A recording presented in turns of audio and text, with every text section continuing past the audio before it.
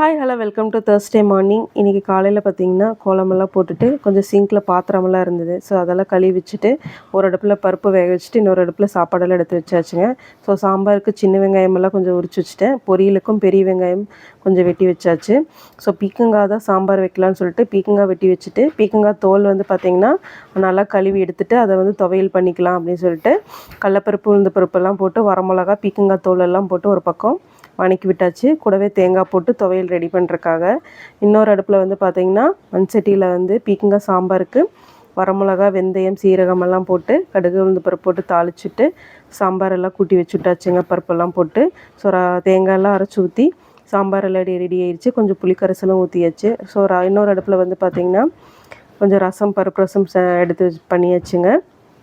So பருப்பு ரசமும் சாம்பார் எல்லாமே ரெடி ஆயிடுச்சு. சாப்பாடும் ரெடி ஆயிடுச்சு. ஸோ ஃபைனலாக பொரியலுக்கு கத்திரிக்காய் தான் ஃப்ரை பண்ணலான்னு சொல்லிட்டு ஸோ ஃபஸ்ட்டு கத்திரிக்காய் எண்ணெய் இல்லாமல் நல்லா ஃப்ரை பண்ணிக்கணும். அதுக்கப்புறம் கொஞ்சமாக தேங்காய் ஊற்றி உப்பு மஞ்சத்தூள் மிளகாத்தூள் மட்டும் போட்டால் போதும். கூடவே வேணுன்னா கொஞ்சமாக கருவேப்பிலையும் கொஞ்சமாக பெரிய வெங்காயம் போட்டுக்கலாம். ஸோ அதெல்லாம் போட்டு நல்லா ஃப்ரை ஆக விட்டாச்சுங்க. அதுக்கப்புறம் இடையிலே டிஃபன் பாக்ஸ் எல்லாம் பேக் பண்ணலான்னு சொல்லிட்டு நானும் பெரிய பொண்ணு பேக் பண்ணிகிட்டு இருந்தோம். ஸோ சின்னவளுக்கு தோசையெல்லாம் கொஞ்சம் சுட்டு கொடுத்துட்டு அவளை கொஞ்சம் நேரம் கொஞ்சிட்டு அதுக்கப்புறம் பெரியவளுக்கு தோசை சுட்டு கொடுத்துட்டேன். ஸோ ஃப்ரை நல்லாவே ரெடி ஆயிடுச்சு. கொஞ்சமாக தேங்காய் பூ போட்டோம்னா கொஞ்சம் நல்ல மணமாக இருக்கும்.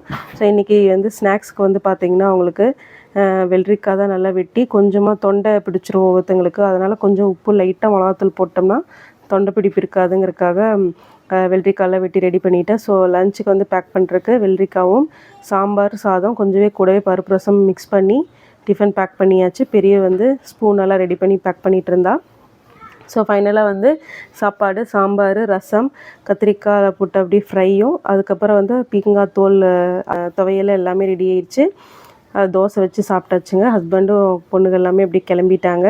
ஸோ அவங்களுக்கு பாய் சொல்லிவிட்டு நானும் பார்த்திங்கன்னா சரி பிளேட்டிங் போட்டு சாப்பிட்லாம் அப்படின்னு சொல்லிட்டு அப்படியே நியூஸ் பார்த்துட்டே கொஞ்சம் நேரம் பிளேட்டிங் போட்டு சாப்பிட்டாங்க. அதுக்கப்புறம் ஈவினிங் சின்ன பொண்ணு பார்த்திங்கன்னா கொஞ்சம் காஞ்ச துணியெல்லாம் அவளே மடிக்கிறேன்னு சொல்லிட்டு பக்காவாக யூனிஃபார்ம் எப்போவுமே அழகாக மடிச்சிருவா. எப்போவுமே ஹெல்ப் பண்ணுவாள் எனக்கு.